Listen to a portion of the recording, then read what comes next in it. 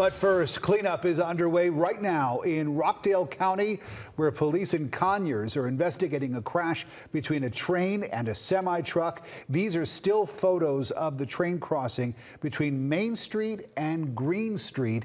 But this was not your ordinary semi. It was an NBC Universal trailer. It was hauling movie cars. Thanks for joining us at 11. I'm Rick Folbaum. And I'm Sean Gables. Atlanta News First. Asia Wilson is there, and Asia, teams are right now working to clean up all of that mess.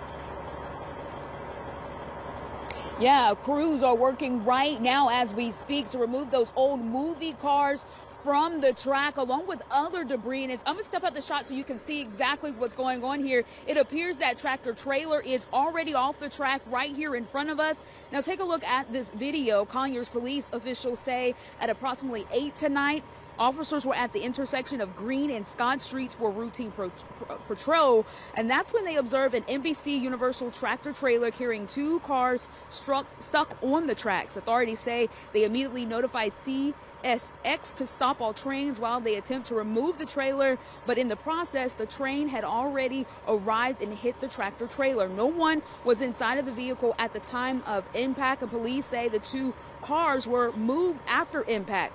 Now, officers do say the train was carrying hazardous material, but none has linked out, adding that at the time there's no concern for the community. Now, currently they have Green Street from West Avenue to Oakland Avenue shut down, Main Street near Pine Log Road shut down. Now, we did ask them, will this impact traffic in the morning? They said that right now it will not impact traffic.